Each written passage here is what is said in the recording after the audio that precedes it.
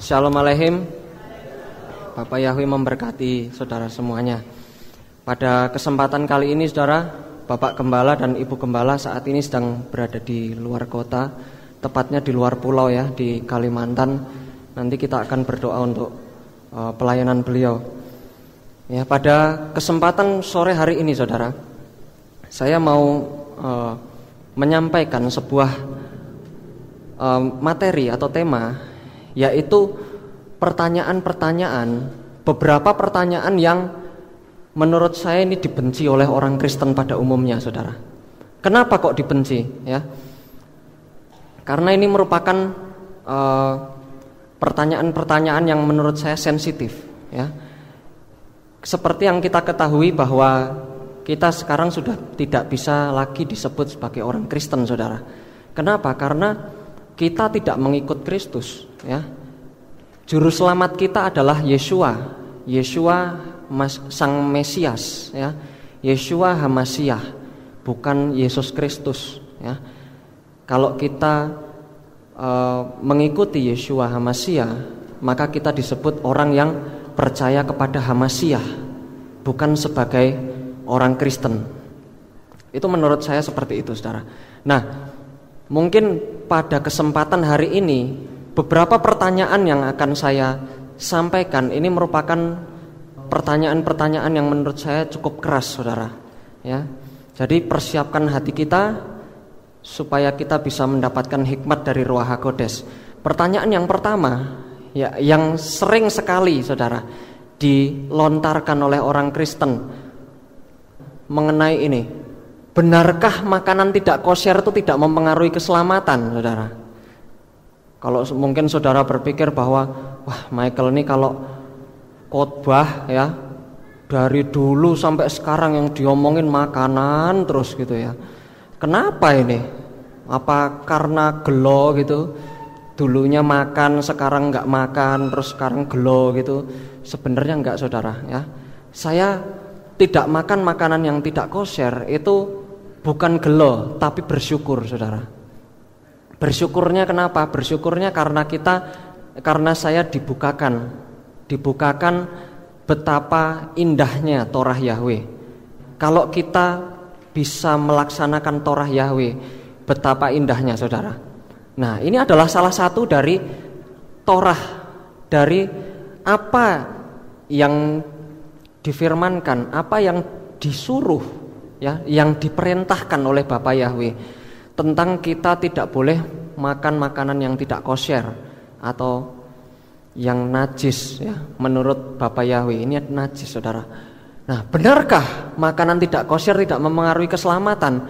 Kenapa kok pertanyaannya seperti ini, saudara?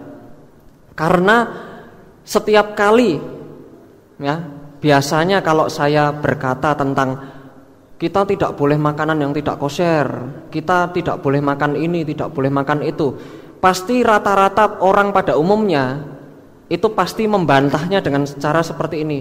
Ah, nggak apa-apa, yang penting kan makanan itu sudah didoakan menjadi tidak najis. Itu jawaban yang pertama, alibi yang pertama. Alibi yang kedua, saudara, ah, nggak apa-apa, sekali-sekali, ya, makan sekali-sekali nggak apa-apa. Kita makan makanan yang tidak sehat sekali-sekali tidak apa-apa.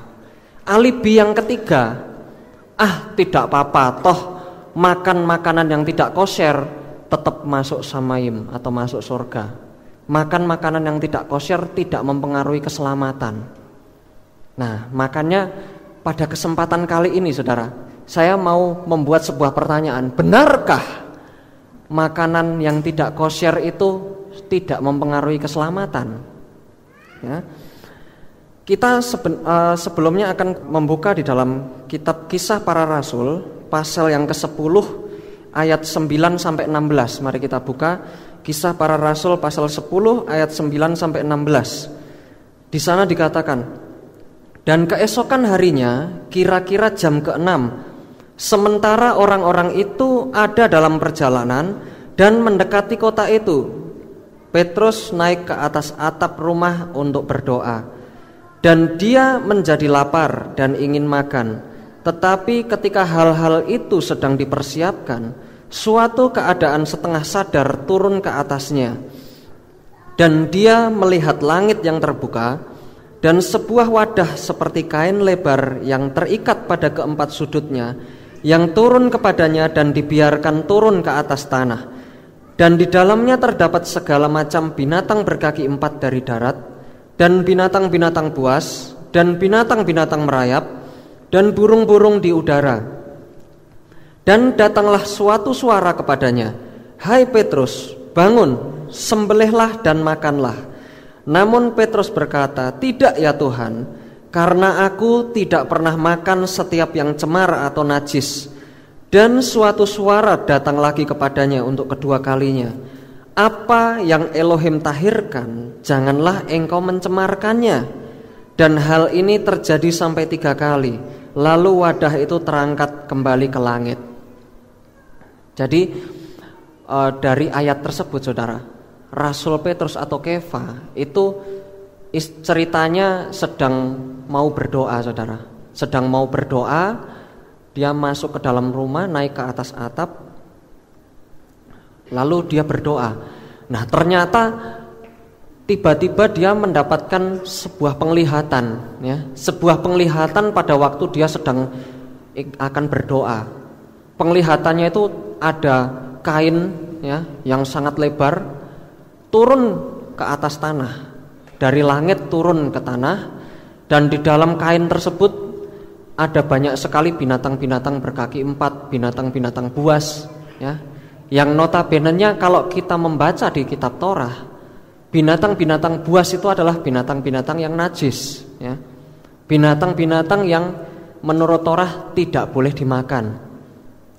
Lalu ada suatu suara yang menurut Kefa itu dari Elohim, ya, dari Tuhan. Tuhan berkata, "Petrus atau Kefa, bangun, sembelihlah dan makanlah."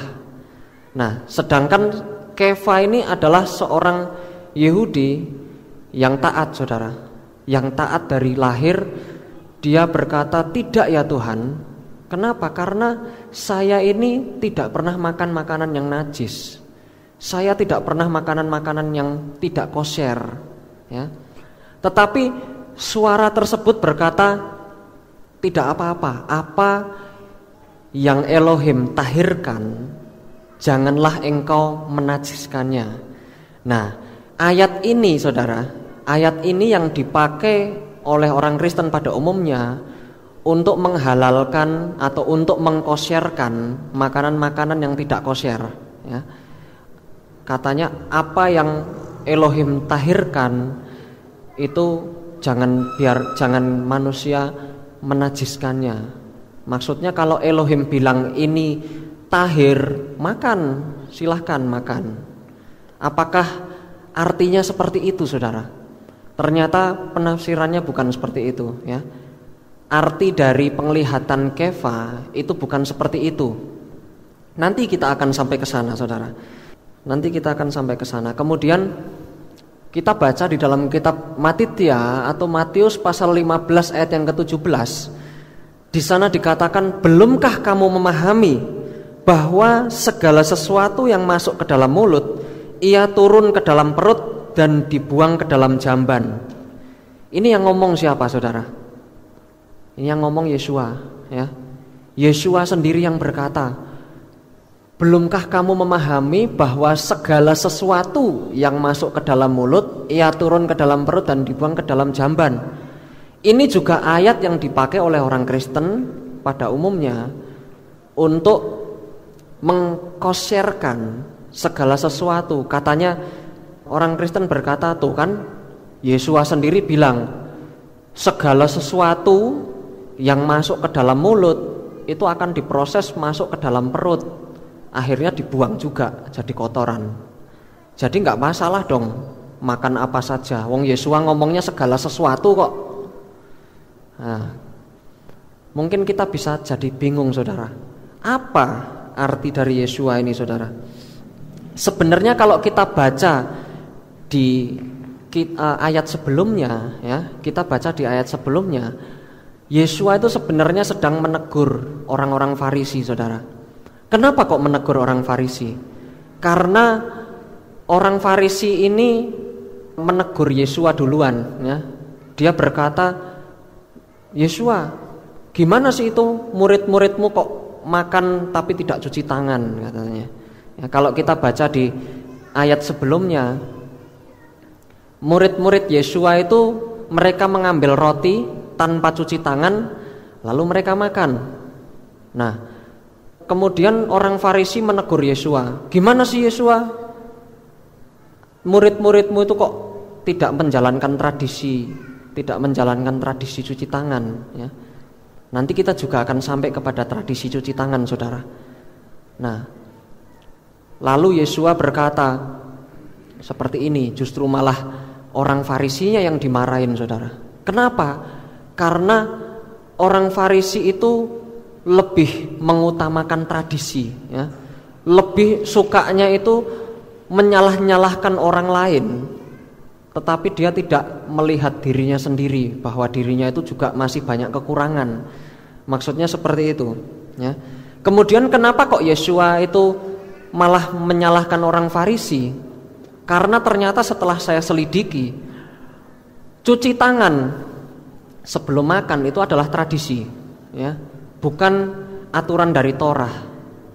Cuci tangan sebelum makan itu adalah pengembangan dari peraturan Torah yang notabene-nya diciptakan oleh tua-tua pada zaman dulu, ya, tua-tua Israel pada zaman dulu.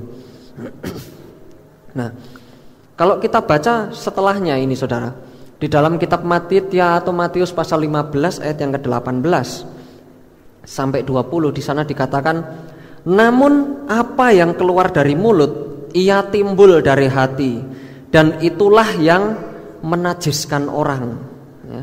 Sebab dari hati timbul pikiran-pikiran yang jahat, pembunuhan, perzinahan, percabulan, pencurian, kesaksian palsu, penghujatan. Inilah hal-hal yang menajiskan orang. Tetapi makan dengan tangan tak berbasuh tidaklah menajiskan orang. Jadi Yesua berkata bahwa kalau makan tidak cuci tangan itu tidak menyebabkan orang itu menjadi najis. Najis di sini dalam artian batinnya atau hatinya itu menjadi najis, ya. Karena kalau tidak cuci tangan, yang jelas yang efek sampingnya itu hanya mungkin sakit perut, ya. Tapi kalau Yesua berkata, apa yang keluar dari mulut ia timbul dari hati. Maksudnya apa? Kalau kita mengolok-olok orang, itu artinya kita mengeluarkan kata-kata yang kurang baik dari mulut kita. Itu asalnya dari hati kita. Kalau isi dari hati kita itu kotor, berarti menurut Yesua kita ini adalah najis, saudara, ya. Jadi ini adalah arti dari ayat tersebut, saudara, ya. Sebab dari hati timbul pikiran-pikiran yang jahat. Yang namanya pikiran yang jahat itu pasti timbul dari hati. Kalau sudah timbul pikiran-pikiran yang jahat, berarti tubuh saudara itu najis, ya. Menurut Yesua itu najis. Nah, kita nanti akan sampai kepada hal-hal yang najis. Kemudian ayat yang berikutnya yang akan saya sodorkan yaitu Kolose 2 ayat 16, ya. Di sana dikatakan, oleh karena itu janganlah seorang pun menghakimi kamu dalam hal makanan atau dalam hal minuman atau dalam penghormatan akan hari raya atau mengenai bulan baru atau hari-hari Sabat. Kalau yang ini yang ngomong Rabi Shaul, saudara, atau Rasul Paulus, ya. Rasul Paulus berkata bahwa janganlah seorang pun menghakimi, ya. Kenapa kok dikatakan jangan menghakimi? Karena tingkat kedewasaan rohani seseorang itu berbeda-beda, saudara. Tingkat kedewasaan rohani setiap manusia itu berbeda-beda. Ada yang usianya sudah tua, tapi dia tidak bisa ditegur, ya, tidak mau ditegur oleh firman Tuhan. Itu berarti hanya casingnya saja yang tua, saudara. Hanya casing luarnya saja yang tua, tapi kerohaniannya masih anak-anak, ya. Yesua berkata, kalau kerohaniannya masih anak-anak itu masih maunya mintanya susu terus. Maksudnya susu itu apa? Artinya firman yang ingin didengar itu hanya firman yang enak-enak saja, ya. Firman yang manis-manis saja. Sedangkan kalau dikasih makanan yang keras atau firman yang keras, itu mereka pasti akan marah atau tidak tahan. Maksudnya seperti itu, ya. Karena anak kecil yang namanya bayi, saudara, kalau dikasih nasi, dia pasti tidak akan tahan, ya. Perutnya belum kuat. Nah, sama seperti tingkat kedewasaan rohani seseorang yang masih kecil, yang masih anak-anak, kalau dikasih pengajaran yang keras, dia tidak akan tahan, saudara, ya. Bisa jadi dia bahkan akan meninggalkan Yesua, bisa jadi akan murtad. Nah, inilah mengapa kok Rabi Shaul berkata, jangan seorang pun menghakimi dalam hal makanan. Maksudnya menghakimi dalam hal makanan itu seseorang yang sudah istilahnya sudah lama makan makanan yang tidak kosher, yang lepas dari makanan tidak kosher, itu jangan menghakimi orang yang baru belajar, ya. Jangan menghakimi terus berkata, loh, kamu makan babi tuh, kamu makan udang tuh, makan seafood tuh, nggak masuk surga loh kamu loh. Nggak boleh, saudara, ya. Karena tingkat kedewasaan rohani kita itu berbeda-beda. Sekali lagi, biarlah yang menghakimi bukan kita, biarlah yang menghakimi bukan manusia, tetapi Bapa Yahweh sendiri yang menghakimi. Karena tugas kita sebagai manusia itu bukan untuk menghakimi, tetapi tugas kita sebagai manusia adalah untuk mengingatkan, saudara, untuk mengingatkan sesama kita bahwa kita ini harus berada pada jalan kebenaran Tuhan, ya, berada pada jalan kebenaran Torah. Maksudnya seperti itu. Sebenarnya kalau menurut saya, ya, ini menurut saya, seorang manusia itu tidak ada yang tidak bisa dalam segala hal. Kenapa? Karena Bapa Yahweh sendiri yang berkata pada waktu zaman Babel, ya, zaman pendirian Menara Babel.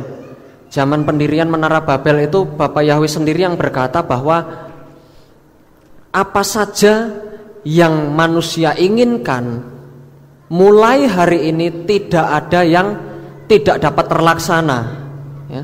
Tidak ada yang tidak dapat terlaksana. Itu artinya apa, saudara? Apapun yang manusia inginkan pasti bisa, asalkan itu timbul dari hati, ya.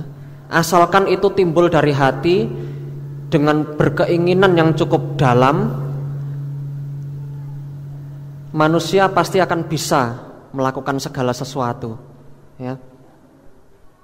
Kalau manusia berkata bahwa, wah, saya tidak bisa, saya masih tidak bisa atau masih belum bisa untuk makan makanan yang tidak kosher, sebenarnya itu artinya bukan saya tidak bisa atau saya belum bisa, saudara, tetapi itu artinya saya belum mau. Permasalahannya itu mau atau tidak.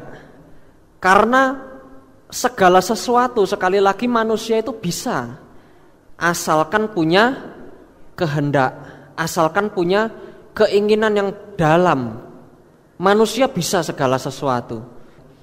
Apalagi seperti ini, penghormatan hari raya, mengenai bulan baru, hari-hari Sabat.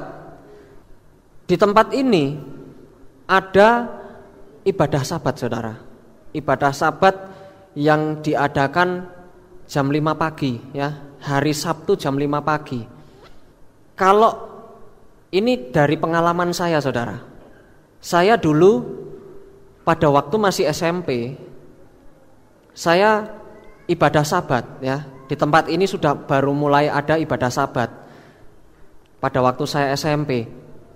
Nah, saya ini bertugas sebagai pemain gitar, saudara. Di tempat ini saya melayani dalam hal main gitar. Nah, sedangkan pada waktu SMP saya itu masuk sekolah jam 6 lebih seperempat. Sedangkan ibadah Sabat selesai jam 6 ya, jam 6 pagi. Nah, bagaimana cara mengatasi supaya saya itu tidak terlambat sekolah? Padahal sekolah saya, SMP saya itu ada di Mboten sana, di SMP Negeri 1 Magelang. Dan saya dari tempat ini pergi ke SMP itu saya naik sepeda ontel, saudara. Bukan naik sepeda motor, bukan diantar naik mobil, tetapi saya dari tempat ini naik sepeda ontel. Bagaimana cara mengatasinya? Kalau saya males, saudara, kalau saya males, daripada pelayanan, daripada ibadah, bangun setengah 6, jam 6 kurang 10 berangkat ya. Tapi saya kepingin untuk saya bisa melaksanakan ibadah Sabat. Caranya gimana? Setengah 5 saya sudah mandi. Setengah 5 saya sudah mandi. Kemudian saya pakai baju pelayanan untuk melayani. Kan main musik itu cuma sampai setengah 6 ya. Setelah itu ada khotbah setengah 6 sampai jam 6. Pada waktu saya selesai main musik, saya keluar masuk ke dalam, saya ganti dengan pakaian seragam sekolah saya. Saya ganti dengan seragam sekolah, lalu saya duduk di paling belakang sendiri, mendengarkan firman Tuhan. Kemudian setelah saya selesai mendengarkan firman Tuhan, saya ikut doa berkat atau birkat kohanim itu di luar, saudara, dekat pintu sana. Dengan catatan setelah selesai berkat kohanim, amin, saya langsung pancal ya. Langsung ambil sepeda, berangkat langsung ya. Itu trik saya supaya saya bisa tetap ikut ibadah Sabat, tetapi saya tetap masih bisa sekolah. Dan terbukti, saudara, selama saya bersekolah di SMP, setiap hari Sabat saya tidak pernah terlambat jam ke 0 ya. Saya tidak pernah terlambat jam ke 0. Kenapa? Karena Bapak Yahweh melindungi saya, karena Bapak Yahweh memberkati saya. Bisa terjadi bahwa waktu saya genjot sepeda itu tiba-tiba ada kecelakaan, tapi ternyata Bapak Yahweh luputkan semua. Sampai ada suatu ketika, pada suatu hari, sepeda yang saya gunakan itu dipakai oleh Ibu Gembala ya. Dipakai oleh Ibu Gembala, dan ternyata pada saat Ibu Gembala itu masuk ke tempat ini ya, di depan gerbang sana, ternyata porok depannya itu atau garpu depannya itu patah, saudara. Dan akhirnya bibir atasnya itu sobek ya. Kenapa kok hal itu tidak menimpa saya? Padahal itu biasanya di sepeda itu saya yang pakai, saudara. Tetapi kenapa kok malah pas Ibu Gembala yang pakai? Karena itu adalah suatu mujizat bagi saya ya. Kenapa? Karena Bapak Yahweh melindungi saya.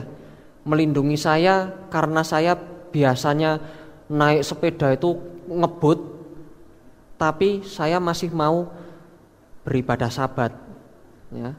Itulah kenapa kok Bapak Yahweh menolong saya. Ini adalah cerita nyata, saudara ya.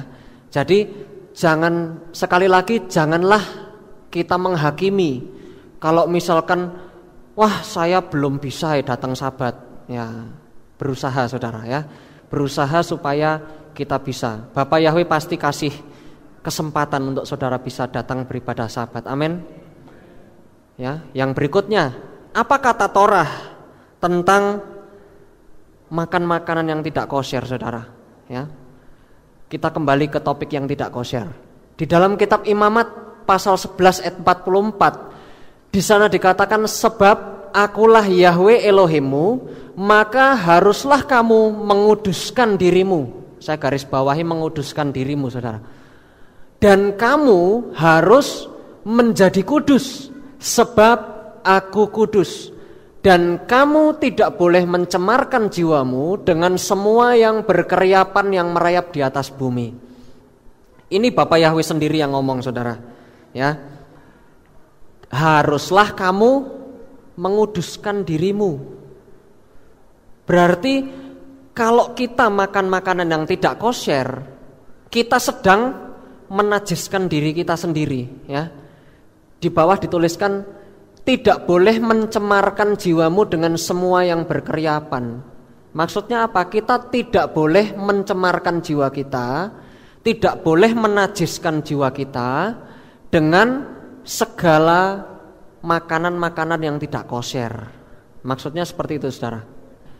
Jadi kalau kita makan makanan yang tidak kosher, itu artinya tubuh kita menjadi najis.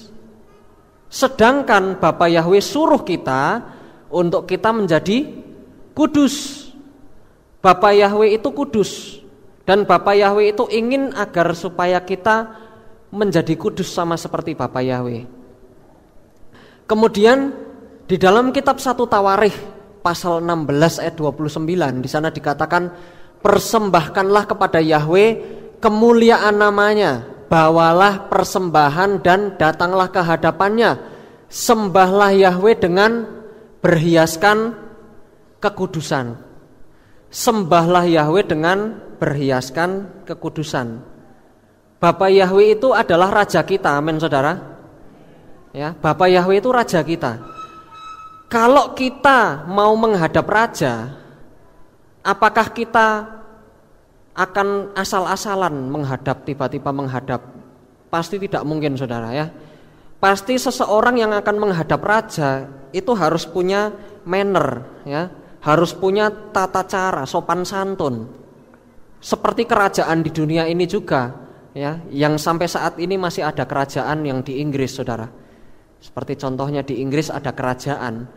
Seseorang yang mau menghadap ratu, yang mau menghadap pimpinan, harus sopan. Sopan dalam hal apa? Sopan dalam hal penampilan. Yang pertama, itu yang paling mencolok, yang paling terlihat dari luar. Harus sopan dari penampilan. Mungkin harus pakai make up, mungkin harus pakai perhiasan yang mewah. Sama seperti kalau kita kondangan, saudara. Kalau kita kondangan, kalau misalkan kita kondangan, kalau kita pakai baju-baju yang jelek, itu artinya kita tidak menghormati. Kalau kita pakai baju yang jelek, tidak macak, tidak mempersiapkan diri, itu artinya kita sedang melakukan penghinaan terhadap kedua mempelai, terhadap keluarga mempelai. Maksudnya seperti itu, ya.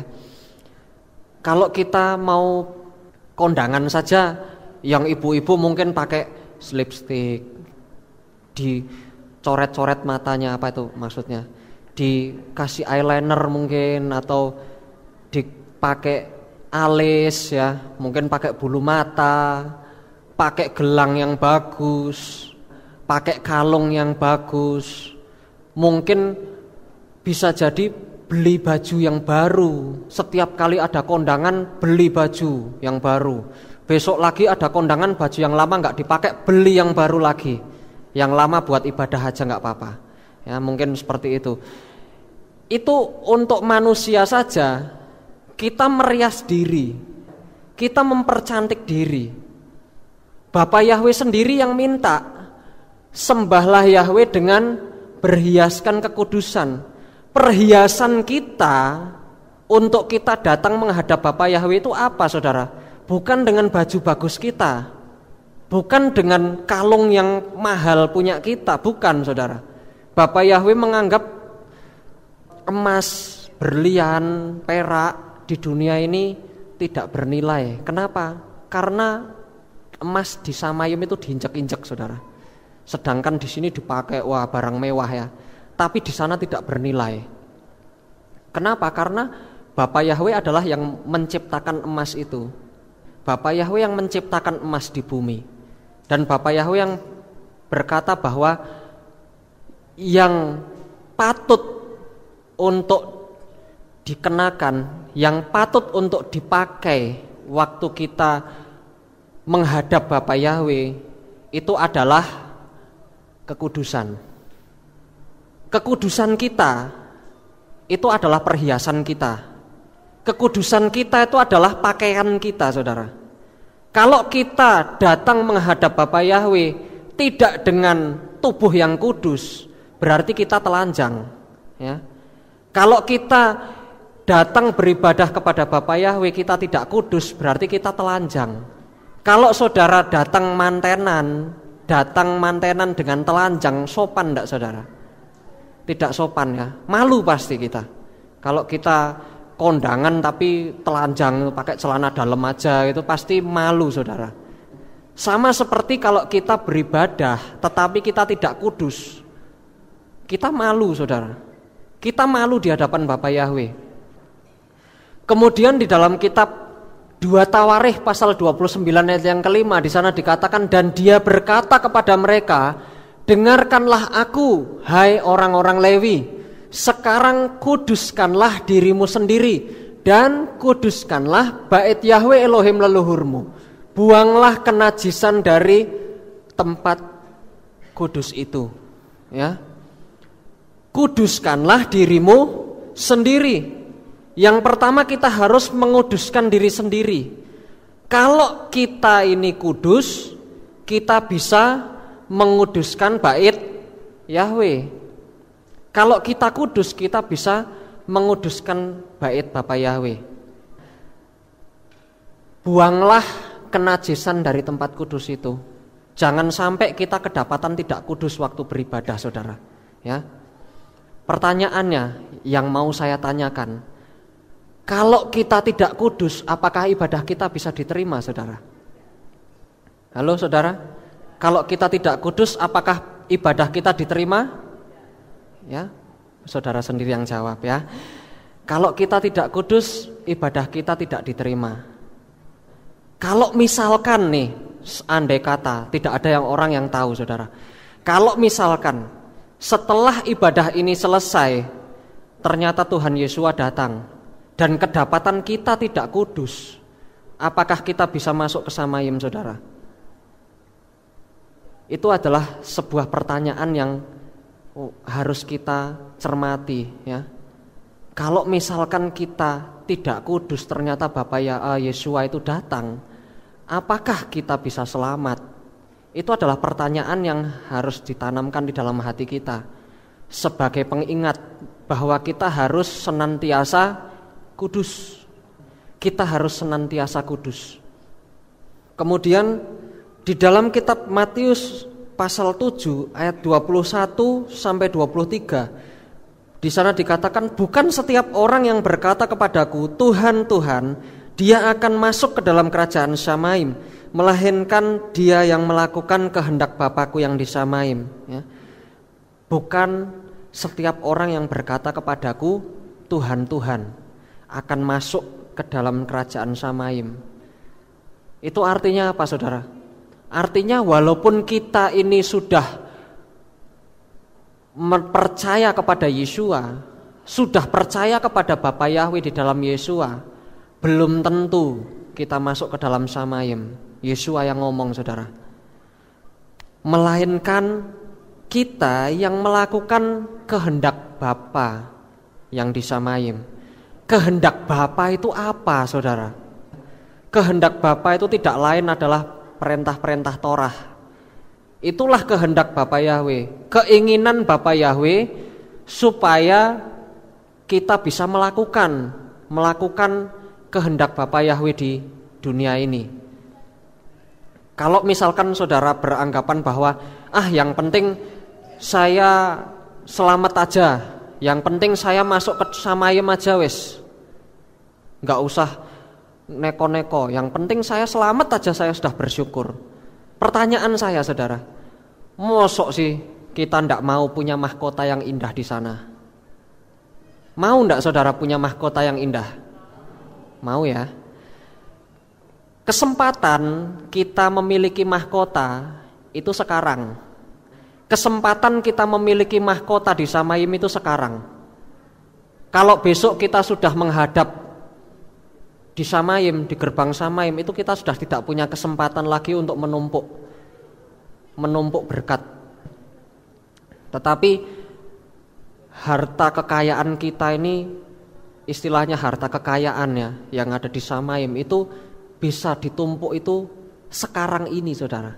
Mumpung Yesua belum datang, mari kita sama-sama melayani Bapa Yahweh.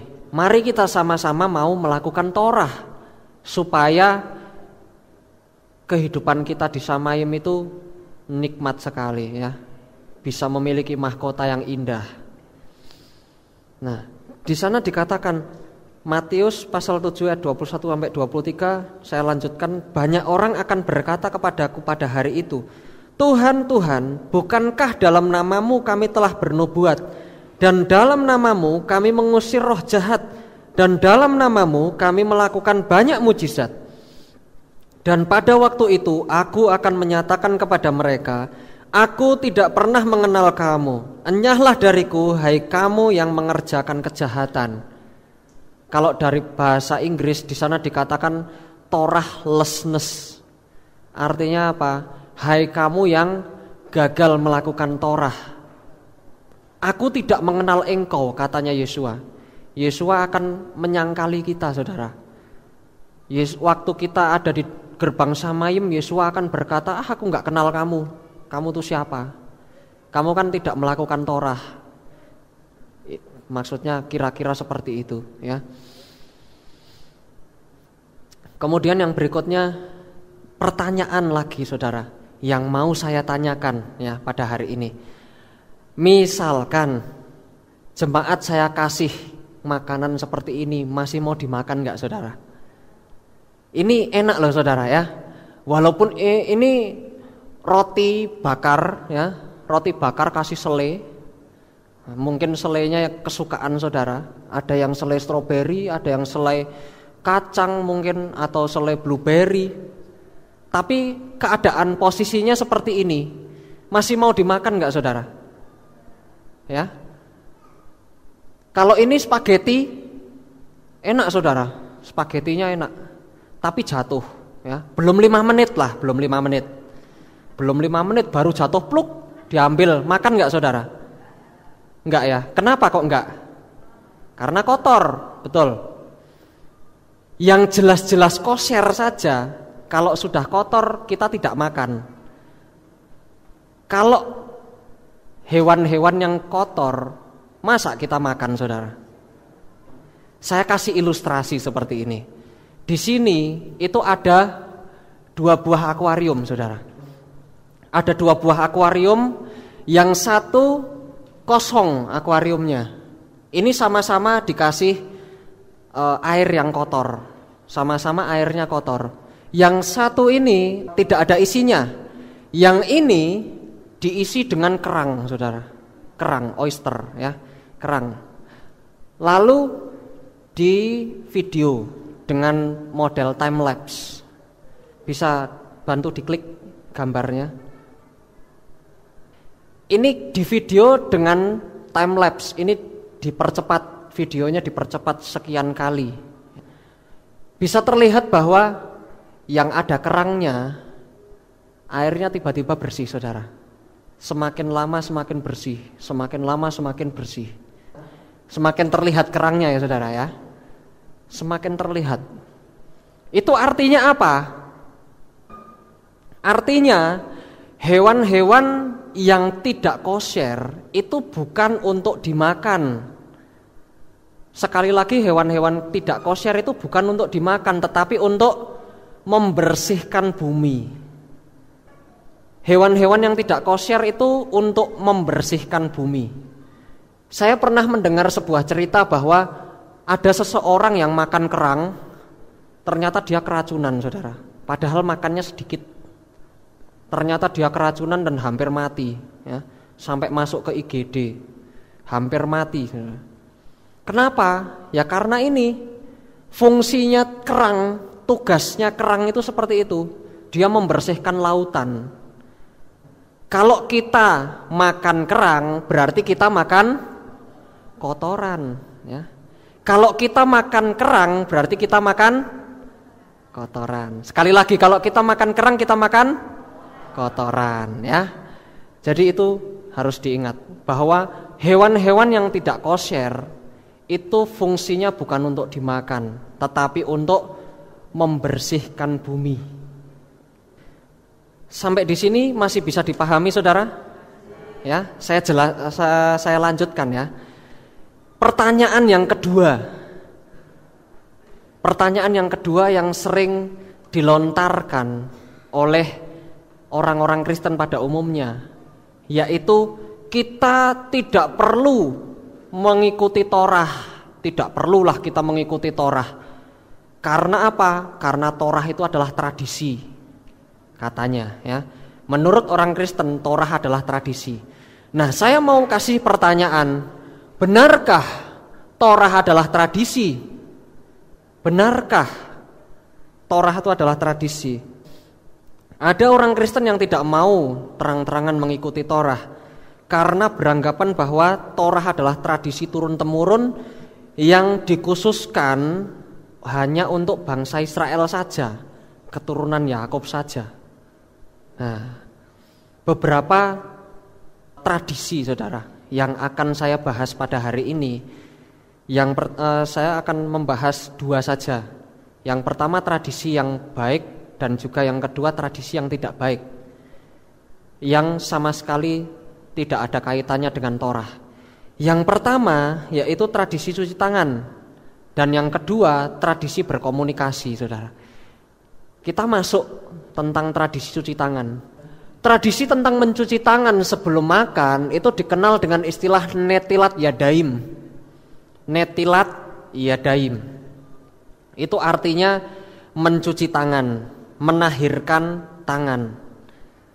Menurut orang Yahudi, ini bukan merupakan Torah, tetapi ini adalah tradisi dari turun-temurun. Dan saya mengakui, saudara, ini adalah tradisi. Tetapi ini dikenal di kalangan kita, ya. Ini dikenal di kalangan orang Indonesia. Kita juga kalau mau makan, sebelum makan kita pasti cuci tangan dulu. Padahal kita nggak tahu tentang tradisi ini. Kita tidak pernah diajari tentang Torah padahal. Tapi kita tahu sebelum makan kita cuci tangan. Itu dikenal dengan istilah netilat yadaim. Itu dia pakai cangkir seperti ini, saudara. Cangkirnya kupingnya ada dua, di sini dan di sini, ya. Biasanya cangkirnya itu terbuat ada yang dari tanah liat, ada yang dari plastik, ada yang dari stainless. Tetapi kalau orang yang memang benar-benar ingin sekali menjalankan perintah dengan segenap hati seperti itu, mereka akan buat cangkir ini dengan bahan dasar perak, saudara. Perak yang murni. Dia akan buat cangkir seperti itu untuk cuci tangan. Lalu mereka akan ambil air, lalu mereka berdoa. Doanya seperti ini: Baruch ata Yahweh Eloheinu melech haolam asyar kidzanu bemitzvota vetsifanu al netilat yadaim. Lalu mereka guyur tangannya 3 kali, kiri dan kanan, ya. Kemudian baru mereka makan. Nah, kapan saja kita melakukan netilat yadaim, saudara? Saya mendapatkan beberapa list, ya, tentang kapan saja kita akan melakukan netilat yadaim menurut orang-orang Yahudi. Yang pertama, pada saat kita bangun tidur, kita lakukan netilat yadaim. Mereka menyebut dengan istilah negel faser. Negel faser itu artinya mencuci tangan setelah bangun tidur, ya. Setelah melakukan Shema Yisrael, mereka cuci tangan. Kemudian kapan saja mereka melakukan netilat yadaim, yaitu sebelum berdoa. Kalau kita mengetahui istilah tentang doa Sacharit, doa minha, doa ma'arif 3 kali dalam sehari. Doa Sacharit itu doa pagi, Doa minha adalah doa tengah siang, dan doa ma'arif adalah doa malam hari. 3 kali dalam sehari orang Yahudi berdoa, saudara. Nah, sebelum mereka berdoa, mereka melakukan netilat yadaim. Kemudian kapan melakukan netilat yadaim yang berikutnya? Menurut orang Yahudi setelah memegang bagian privat dari tubuh. Bagian privat itu maksudnya bukan hanya kemaluan saja, saudara. Tetapi menurut orang Yahudi, bagian privat itu termasuk ketiak, selangkangan, itu juga bagian privat. Kemudian kepala, khususnya rambut dan muka, itu juga setelah mereka melakukan seperti itu, mereka lakukan netilat yadaim. Kemudian kapan lagi? Setelah memotong kuku. Setelah mereka potong kuku kaki, kuku tangan, mereka lakukan netilat yadaim. Yang biasa kita lakukan, saudara, yaitu setelah keluar dari toilet. Setelah keluar dari toilet, kita buang air, lalu kita cuci tangan. Orang Yahudi lakukan netilat yadaim. Bedanya kalau kita cuci tangan seperti biasa. Tetapi kalau orang Yahudi, mereka cuci tangan dengan sambil membaca doa, saudara. Ya, agar supaya apa? Agar supaya tubuhnya ditahirkan kembali, tangannya bisa ditahirkan kembali. Kemudian setelah meninggalkan kuburan dan rumah duka, setelah meninggalkan kuburan dan rumah duka, mereka cuci tangan. Dan bahkan ada yang sampai melakukan mikveh maim atau mandi, membasuh diri, masuk ke dalam kolam pembasuhan. Mereka melakukan mikveh. Kemudian sebelum dan sesudah makan, itu yang biasa kita lakukan juga, saudara. Dan ini opsional untuk para imam, saudara. Para imam yang melayani di Kehilat, yaitu sebelum memberikan doa berkat imam atau berkat kohanim. Ini opsional, ya. Bisa dilakukan, bisa tidak. Tergantung kesepakatan dari Bapak Gembala sebagai pimpinan tertinggi di tempat ini. Jadi setelah kita selesai ibadah, jemaat bangkit berdiri, berdoa. Setelah selesai berdoa, Bapak Gembala akan cuci tangan, lalu kita sama-sama mendapatkan berkat kohanim. Itu seperti itu. Tetapi itu bisa dilakukan dan bisa tidak. Sekali lagi tergantung kesepakatan dari Bapak Gembala. Kemudian tradisi yang akan saya sampaikan pada hari ini juga yang berasal dari Talmud dan bukan Torah, itu yaitu orang-orang Yahudi itu dilarang berhubungan fisik dengan goyim. Maksudnya hubungan fisik itu apa, saudara? Maksudnya berkomunikasi, ngobrol, itu tidak boleh, saudara. Makanya kenapa kok orang-orang Samaria itu disingkirkan? Karena orang Yahudi itu berpegang pada prinsip ini. Tidak boleh berhubungan fisik dengan goyim.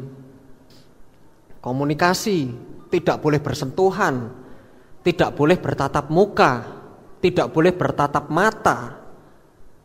Kenapa kok seperti itu? Sebenarnya Torah itu hanya mengajarkan bahwa orang Yahudi itu tidak boleh mengambil istri atau tidak boleh mengambil suami dari goyim.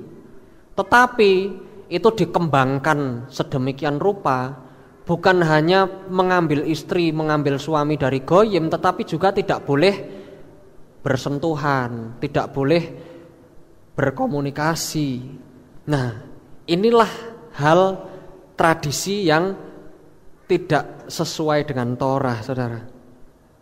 Kalau kita membaca di kitab tadi, saudara, kitab Kisah Para Rasul pasal 10 ayat ke-28, Rasul Kefa atau Rasul Petrus berkata, dan dia berkata kepada mereka, kamu tahu betapa terlarang bagi seorang Yahudi untuk dihubungi atau didatangi oleh orang asing.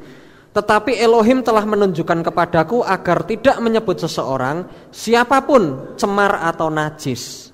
Nah, ini jawaban dari pertanyaan yang tadi, saudara, tentang penglihatan Rasul Kefa tadi, saudara. Jadi saya ulangi, pada waktu Rasul Kefa itu mau berdoa, dia mendapatkan sebuah penglihatan tentang adanya binatang-binatang yang najis. Lalu Bapak Yahweh suruh Rasul Kefa itu untuk makan. Lalu Bapak Yahweh berkata, apa yang Elohim tahirkan, janganlah manusia menajiskannya. Maksudnya itu seperti ini, saudara. Bapak Yahweh ingin orang-orang Yahudi itu berubah dari tradisi ini. Bapak Yahweh itu ingin mengubah orang Yahudi agar supaya tidak melanjutkan tradisi ini. Agar supaya orang Yahudi tidak menganggap bahwa orang goyim itu najis lagi, saudara. Karena orang goyim itu sudah ditahirkan oleh Bapak Yahweh. Saudara percaya kalau saudara dan saya itu sudah ditahirkan oleh Bapak Yahweh? Kita ini sudah ditahirkan. Nah, orang Yahudi itu ditegur oleh Bapak Yahweh sendiri. Apa yang ditahirkan oleh Elohim, janganlah manusia menajiskannya. Itu maksudnya seperti itu, saudara. Kemudian pertanyaan berikutnya yang mau saya sampaikan, yang mau saya tanyakan di tempat ini, yaitu benarkah mengembalikan persepuluhan tidak harus melalui imam, saudara? Ada orang Kristen juga, saudara, yang berkata, saya ini tidak pernah mengembalikan persepuluhan lewat imam, ya. Saya tidak pernah mengembalikan persepuluhan lewat imam, tetapi saya mengembalikan persepuluhan itu lewat panti-panti sosial, lewat janda-janda miskin, lewat orang-orang yatim piatu, anak-anak yatim piatu, lewat anak-anak jalanan. Menurut manusia itu dianggap sebagai hal yang baik, saudara. Tetapi apa kata Torah, ya? Apa kata Torah? Di dalam kitab Imamat pasal 27 ayat 30 di sana dikatakan, dan setiap persepuluhan tanah dari benih tanah dari buah pohon itu milik Yahweh, itu kudus bagi Yahweh. Setiap persepuluhan itu milik Yahweh, ya. Itu kudus bagi Yahweh. Nah, pertanyaan saya, siapa yang bisa menguduskan persepuluhan, saudara? Yang bisa menguduskan persepuluhan itu hanya imam. Kalau saudara misalkan bukan sebagai seorang petani, bukan sebagai seorang peternak, mungkin saudara punya bisnis apapun, lalu saudara ingin mengembalikan persepuluhan, sedangkan persepuluhan itu harus dikuduskan. Bagaimana caranya menguduskan, sedangkan kita sendiri tidak bisa menguduskan persembahan, persepuluhan, mengembalikan persepuluhan? Ya harus kita kasih ke imam, ya. Karena persepuluhan itu adalah milik imam, milik Bapak Yahweh yang diberikan kepada imam. Nah, kalau misalkan saudara mau kasih persembahan ke anak-anak yatim piatu atau persembahan ke anak-anak jalanan atau ke janda-janda miskin, apakah itu persepuluhan, saudara? Itu bukan persepuluhan, tetapi apa? Persembahan sosial. Kalau kita mempersembahkan persembahan tersebut, itu artinya kita mempersembahkan persembahan sosial, tetapi kita belum mengembalikan persepuluhan. Kemudian di dalam kitab Bilangan pasal 18 ayat 21, dan mengenai keturunan Lewi, lihatlah aku telah memberikan seluruh persepuluhan di Israel sebagai warisan, sebagai ganti pelayanan mereka, karena mereka mengerjakan pelayanan kemah pertemuan. Di sana dikatakan mengenai keturunan Lewi. Mengenai keturunan Lewi, kalau di Indonesia ini keturunan Lewi itu siapa, saudara? Ya para imam, para gembala yang mereka mendedikasikan dirinya, mendedikasikan hidupnya untuk full time melayani Bapa Yahweh, untuk menggembalakan jemaat. Itu disebut sebagai keturunan Lewi. Dikatakan Bapa Yahweh telah memberikan seluruh persepuluhan sebagai warisan, sebagai ganti pelayanan mereka. Kenapa? Karena menurut Torah seorang imam itu tidak boleh memiliki bisnis, saudara. Seorang imam yang bekerja full time itu tidak boleh memiliki bisnis. Nah, bolehnya apa? Bolehnya mereka harus melayani full time. Kalau mau melayani full time, duitnya dapat dari mana? Makannya dapat dari mana? Dapat dari persepuluhan saudara. Dikatakan persepuluhan itu sebagai ganti pelayanan. Kalau tidak punya bisnis, tidak punya uang, saudara. Tetapi Bapa Yahweh memberkati para imam untuk supaya mereka bisa makan, mereka bisa memiliki harta. Dengan cara apa? Dengan cara jemaat mengembalikan persepuluhan. Nah, lalu pertanyaan yang berikutnya, apakah seorang imam itu tidak perlu mengembalikan persepuluhan? Karena persepuluhan kan milik imam, berarti imam bebas dong dari persepuluhan. Ternyata di dalam kitab Bilangan pasal 18 ayat 26 di sana dikatakan, dan kepada orang-orang Lewi engkau harus berbicara dan engkau harus berkata kepada mereka, apabila kamu mengambil dari Bani Israel persepuluhan yang telah kuberikan kepadamu dari mereka sebagai warisanmu, maka haruslah kamu menghunjukkannya daripadanya persembahan unjukan Yahweh 1/10 dari persepuluhan itu. Jadi ternyata para imam pun mereka dituntut untuk mengembalikan persepuluhan juga. Jadi ternyata para imam itu juga diharuskan untuk mengembalikan persepuluhan. Dan menurut saya, saudara, yang namanya kita mengembalikan persepuluhan itu artinya kita menyelamatkan diri kita sendiri. Mengembalikan persepuluhan itu kita menyelamatkan harta kita sendiri, saudara.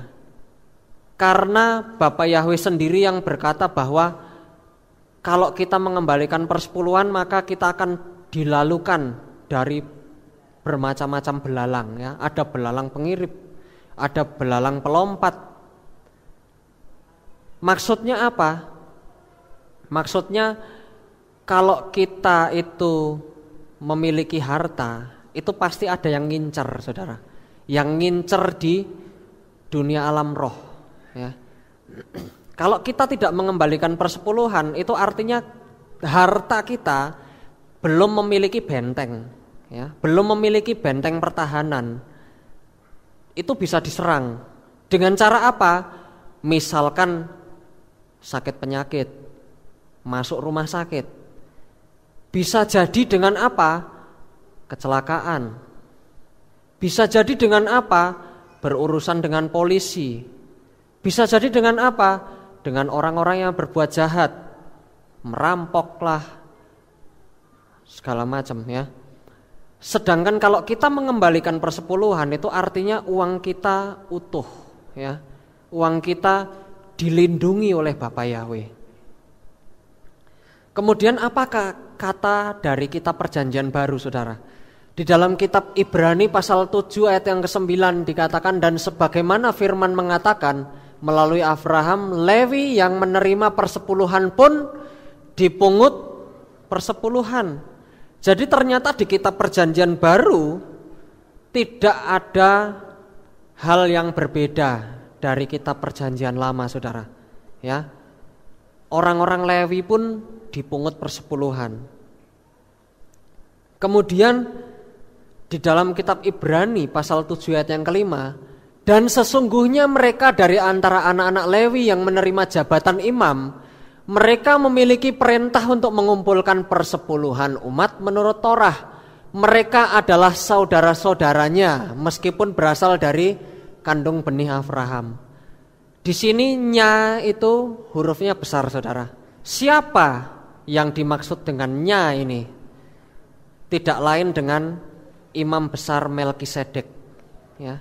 Kalau kita membaca di ayat yang sebelumnya, yang dimaksudkannya itu artinya Melkisedek HaKohen Gadol atau imam besar Melkisedek. Dan seorang imam, mereka yang menerima jabatan imam, mereka yang menerima persepuluhan, mereka adalah saudara-saudara dari Melkisedek, sekalipun mereka tidak memiliki hubungan darah dengan Melkisedek. Mereka memiliki kuasa yang sama dengan Melkisedek.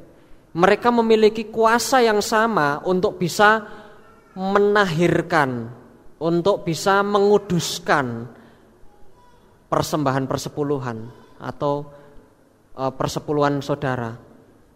Yang bisa, kembali lagi, yang bisa menguduskan persembahan persepuluhan hanya imam.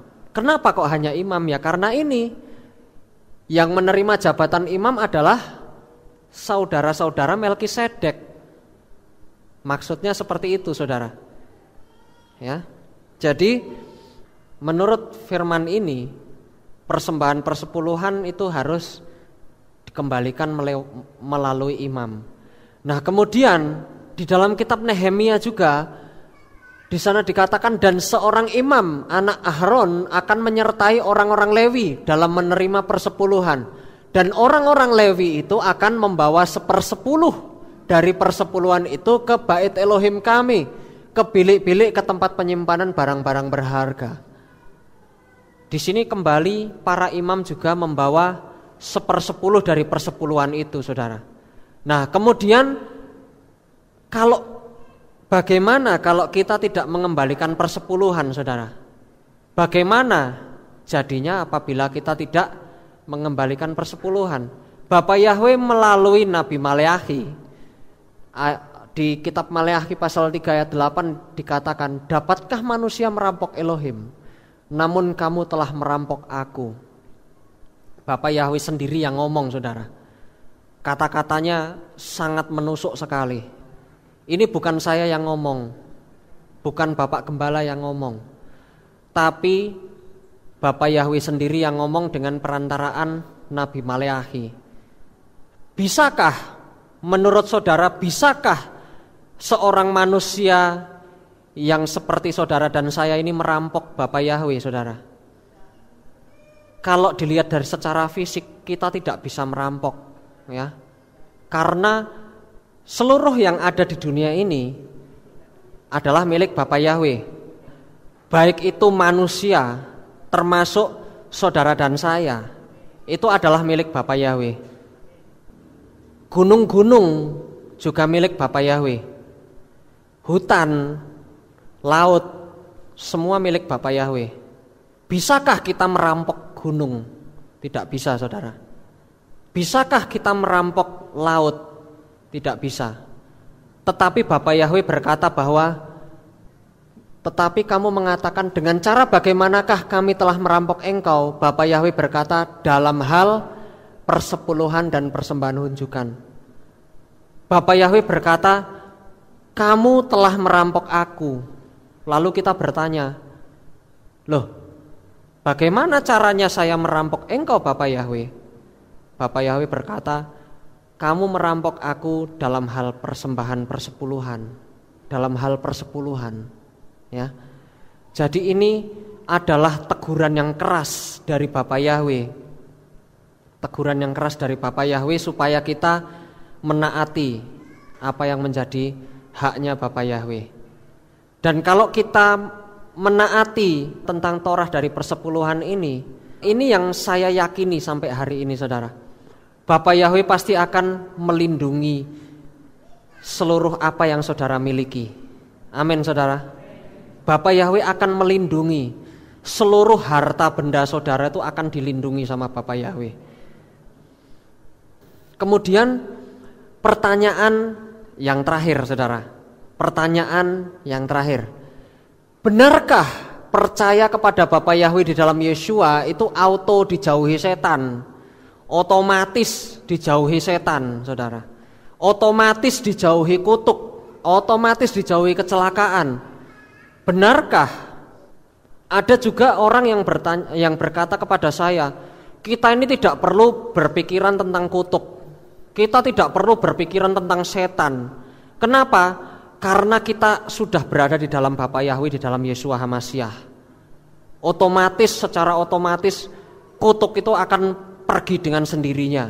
Otomatis setan akan pergi dengan sendirinya. Pertanyaan saya, benarkah setan akan pergi secara otomatis, saudara? Sebelum zaman Yeshua, ya, ada seseorang yang sangat terkenal, saudara, yang kita sudah mengetahui siapa itu. Dia tidak lain adalah Ayub atau Iyob. Dia adalah seorang yang dikatakan dalam kitab Ayub, seorang yang saleh, seorang yang jujur, seorang yang takut akan Elohim, dan juga menjauhi kejahatan. Menurut saya ini luar biasa sekali, saudara.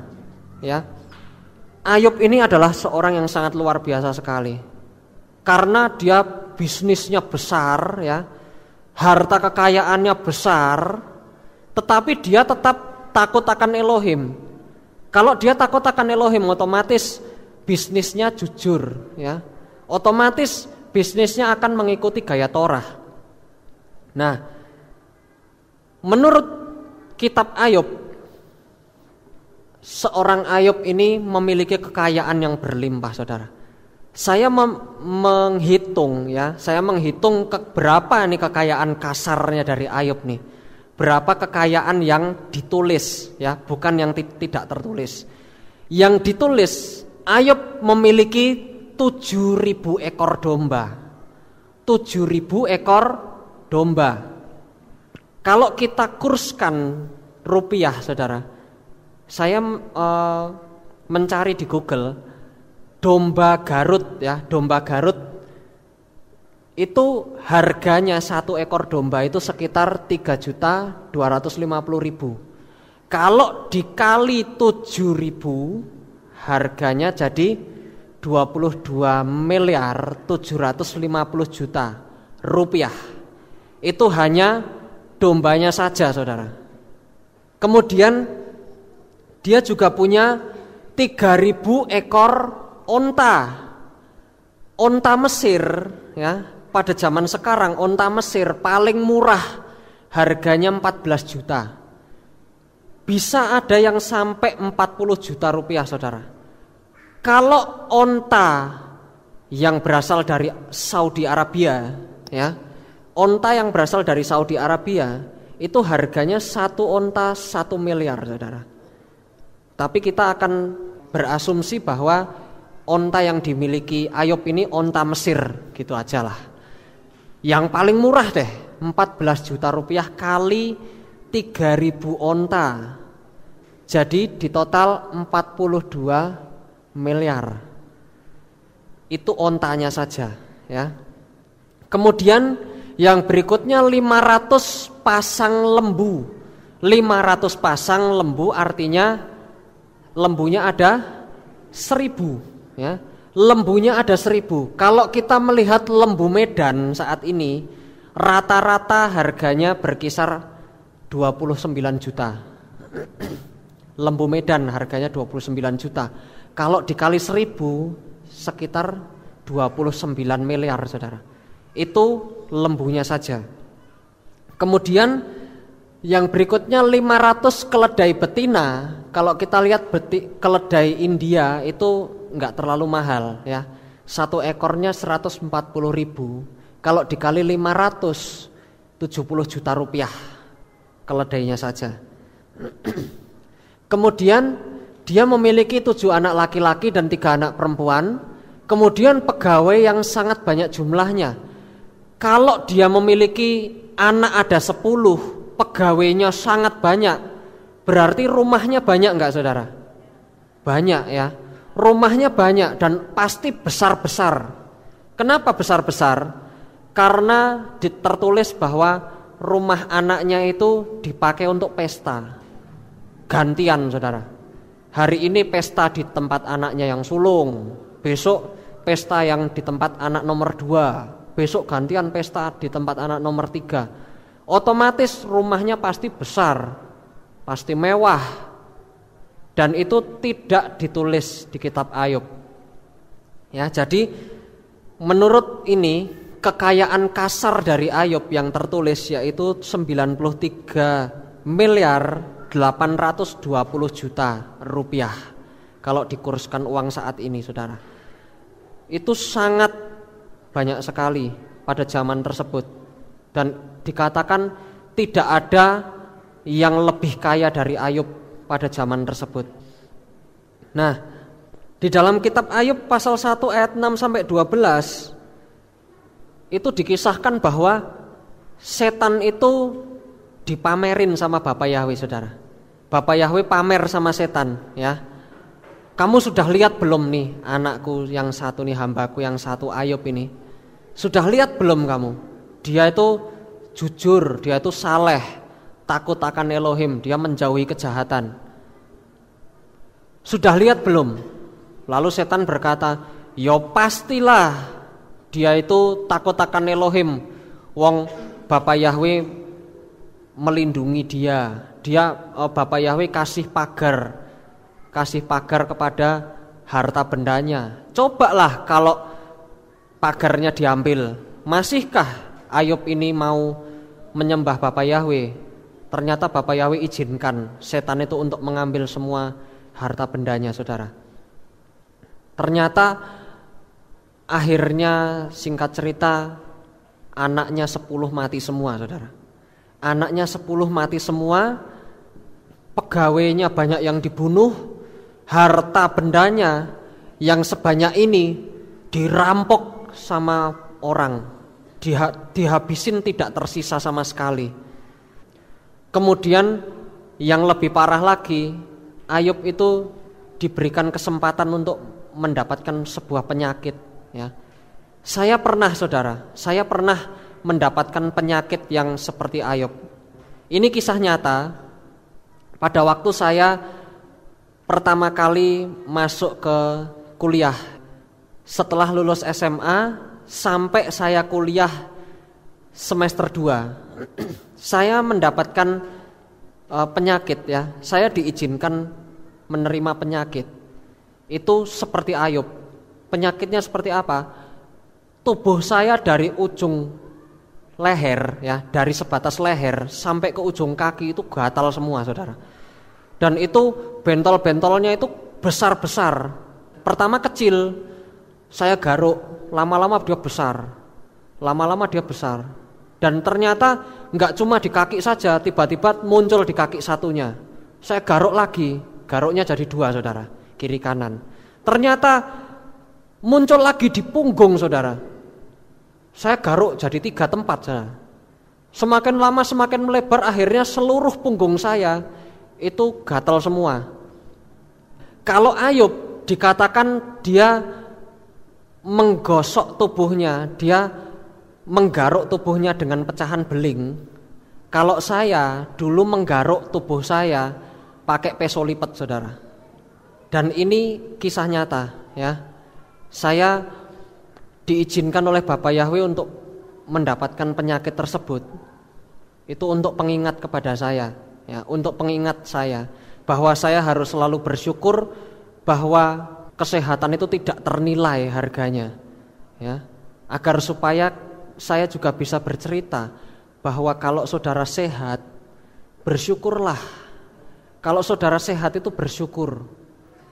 Karena yang namanya penyakit gatal itu tidak enak sama sekali, saudara.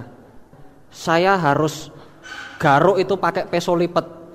Dan setiap hari waktu saya mau pergi kemana-mana, di kantong saya itu selalu ada peso lipat, saudara. Selalu ada peso lipat. Untuk apa? Untuk garuk. Setiap kali ada gatalnya keluar, saya garuk. Dan itu puji Bapak Yahweh disembuhkan. Sehingga saya bisa kembali bersyukur kepada Bapak Yahweh. Nah, kalau kita kembali kepada Ayub, saudara, kalau kita membaca sampai di ayat yang terakhir, sampai di pasal yang terakhir, tidak satu kali pun Ayub itu menyalahkan Bapa Yahweh. Tidak satu kali pun Ayub menyalahkan Bapa Yahweh. Kenapa? Karena Ayub itu tahu bahwa penyakit ini bukan berasal dari Bapa Yahweh, tetapi berasal dari setan, saudara. Dan ternyata Bapa Yahweh memulihkan keadaan Ayub, singkat cerita. Bapa Yahweh memulihkan perekonomiannya, harta bendanya yang seperti ini dikembalikan. Lalu anaknya yang mati 10 diganti dengan 10 anak yang baru. Diganti dengan 10 anak yang baru, yang lebih tampan, yang lebih cantik, yang dikatakan kecantikan ketiga anak perempuan Ayub tidak ada yang menandingi sama sekali. Dan mereka anak-anak Ayub ini takut akan Bapa Yahweh semua akhirnya. Dan ternyata Ayub masih bisa hidup sampai dia melihat generasi keempat. Artinya apa? Ayub punya anak, anaknya punya anak, anaknya lagi punya anak. Jadi dia punya cicit, saudara. Ayub ini bisa melihat cicitnya. Berarti Bapa Yahweh benar-benar melindungi Ayub.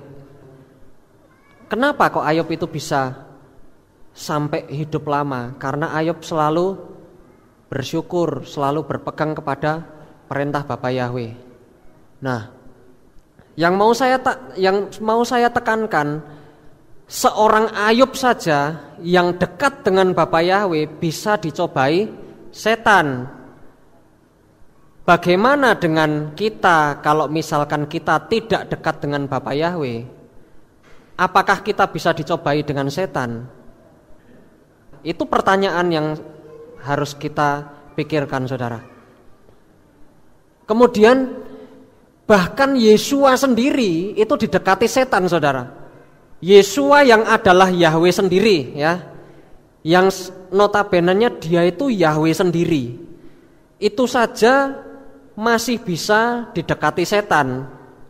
Kalau kita baca di dalam kitab Matitia pasal 4 ayat 1 sampai 11, kita sudah hafal cerita ini. Bagaimana Yesua itu berpuasa 40 hari 40 malam di padang gurun, kemudian dicobai oleh setan, ya.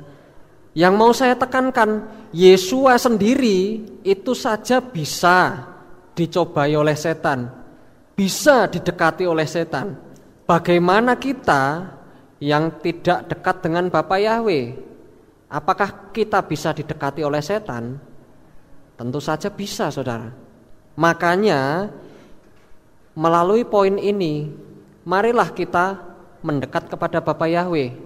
Dengan cara apa? Dengan cara kita berdoa.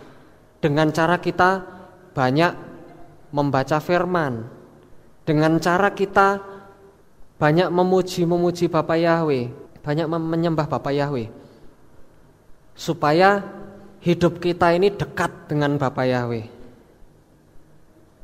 Kalau kita dekat dengan Yahweh dan Yesua, kita memiliki kuasa dan kekuatan roh yang sama. Amin, saudara. Sebenarnya saya suka sekali dengan pernyataan yang sering dilontarkan oleh Pak Powa, saudara. Ya, saya senang dengan pernyataan yang sering dilontarkan oleh Pak Powa, yang dia berkata bahwa dekat air basah, dekat api hangus. Maksudnya apa? Kalau kita dekat air, kita bisa basah, karena air itu membasahi. Kalau kita dekat dengan api, kita bisa hangus, karena api itu membakar. Nah, lanjutannya, kalau kita dekat dengan Bapa Yahweh, kita punya Roh Kudus. Kalau kita dekat dengan Bapa Yahweh, kita punya Roh Kudus. Dan kalau ada Roh Kudus di dalam diri kita memiliki kuasa yang sama dengan Bapa Yahweh, kita memiliki kuasa yang sama dengan Yesua, kita bisa memiliki kuasa untuk mengusir setan. Kita bisa memiliki kuasa untuk mematahkan setiap kutuk, saudara. Amin. Jadi kutuk itu tidak selamanya dihalau secara otomatis, tetapi kita harus senantiasa membentengi setiap hari. Itulah kenapa kok kita harus berdoa setiap pagi setelah bangun tidur. Fungsinya apa? Fungsinya untuk kita membentengi diri kita, membentengi keluarga kita, membentengi anak kita, membentengi orang tua kita, membentengi keluarga kita yang kita kasihi, teman-teman kita mungkin, membentengi pekerjaan kita, membentengi usaha kita, toko kita. Setiap pagi hari kita selalu mematahkan kuasa kutuk. Bapak Gembala sudah sering ajarkan bagaimana cara kita mematahkan setiap kutuk setiap hari. Kemudian kalau kita lihat di dalam kitab Lukas pasal 22 ayat 3, dan setan masuk ke dalam Yudas yang disebut Iskariot yang berasal dari bilangan 12 murid itu. Siapa Yudas atau Yehuda itu? Dia tidak lain satu dari 12 murid Yesua. Kenapa kok Yudas masih bisa dimasuki setan? Karena ternyata Yudas itu walaupun dia setiap hari sama Yesua, makan sama Yesua, tidur sama Yesua, pergi-pergi sama Yesua, tetapi hatinya tidak benar-benar terpaut kepada Yesua. Maka itu menjadi sebuah pembelajaran bagi kita. Kalau kita beribadah seminggu sekali, seminggu 2 kali, seminggu 3 kali, seminggu setiap hari, beribadah setiap hari, tetapi kita tidak berpaut kepada Yesua, ya kita nasibnya akan seperti Yudas. Dia 24 jam 7 hari seminggu selalu bersama dengan Yesua, tidak pernah lepas dari Yesua, tetapi hatinya tidak berpaut kepada Yesua. Nah, jangan sampai kita beribadah terus, setiap hari beribadah, tetapi kita tidak berpaut kepada Yesua. Maksudnya seperti itu, saudara. Nah, kemudian pertanyaan yang berikutnya, mengapa anak Bapak Yahweh bisa terkena kecelakaan? Kenapa, saudara? Kok anak Bapak Yahweh itu bisa terkena kecelakaan? Karena sebenarnya Tuhan itu mau menegur kita. Saya kasih contoh, saudara. Kalau misalkan ada seseorang yang tidak bisa nyetir mobil sama sekali, ya, tidak bisa nyetir mobil sama sekali, lalu dia berkeinginan bahwa saya punya keinginan saya pasti bisa nyetir mobil, tapi tidak pernah belajar caranya nyetir, saudara. Tahu-tahu dia masuk ke dalam mobil, nyalakan mesin, dia berdoa, dalam nama Yesua saya bisa nyetir mobil, lalu dia jalan. Kecelakaan enggak, saudara? Pasti kecelakaan. Kenapa? Karena dia sok-sokan, karena dia belagu, enggak bisa nyetir kok mau nyetir. Bapak Yahweh kirim kecelakaan. Supaya apa? Supaya dia sadar bahwa dia harus belajar dulu. Dia harus punya SIM dulu. Harus belajar yang benar-benar dulu. Taat rambu lalu lintas dulu. Baru dia bisa nyetir dengan baik. Dan Bapak Yahweh pasti akan melindungi perjalanan kita. Amin, saudara. Kemudian kalau kita baca di kitab Mazmur pasal 38 ayat 2, di sana dikatakan, "Ya Yahweh, janganlah menegur aku dalam amarahmu, dan janganlah menghajar aku di dalam nyala api murkamu." Raja Daud loh, saudara, yang ngomong. Jangan menegur aku dalam amarahmu. Berarti Bapak Yahweh bisa menegur dalam amarah tidak, saudara? Bisa, ya. Bapak Yahweh itu bisa menegur kita kalau kita kebangetan, kalau kita berlaku kelewatan. Menurut Bapak Yahweh ini kelewatan, kita bisa ditegur, saudara. Jadi jangan sampai kita ditegur oleh Bapak Yahweh. Nah, kembali lagi, kutuk juga harus dipatahkan setiap hari. Kutuk dipatahkan setiap hari, saudara. Dengan cara apa? Dengan cara kita berdoa setiap hari. Saya mematahkan kuasa kutuk yang dilontarkan oleh siapapun pada hari ini. Saudara sebutkan kutuk sakit penyakit kah? Kutuk malapetaka kah? Kutuk kemiskinan, kutuk maut. Saya patahkan di dalam nama Yesua HaMasyiah. Pada hari ini saudara akan dilindungi oleh kekuatan Bapak Yahweh. Jadi kutuk juga harus dipatahkan setiap hari. Nah, sebagai penutup, saudara, jika kita berpegang pada Torah Yahweh dan hidup di jalan kebenaran, maka hanya ada hal-hal baik yang ada di hidup kita. Saudara percaya kalau kita berjalan di Torah Yahweh, hanya hal-hal yang baik saja yang ada di hidup kita, saudara. Tidak mungkin ada hal-hal yang buruk yang menimpa saudara kalau kita berpegang kepada Torah Yahweh. Di dalam kitab Tehillim Mizmor Aleph, Tehillim atau kitab Mazmur pasal 1 ayat 1 sampai ayat yang ketiga, di sana dikatakan Asre Haish Asher lo alat batsat letsaim uvederak hataim lo amat uve moksyaf letsim lo yesaf. Dikatakan berbahagialah setiap orang yang tidak berjalan dalam nasihat orang fasik, yang tidak berdiri dalam kumpulan orang pendusta, dan tidak berduduk dalam kumpulan pencemooh. Kiim betorat Yahweh hetso uvetorat uveyom belaila, ya. Kiim betorat Yahweh hetso uvetorato yahage yomam belaila.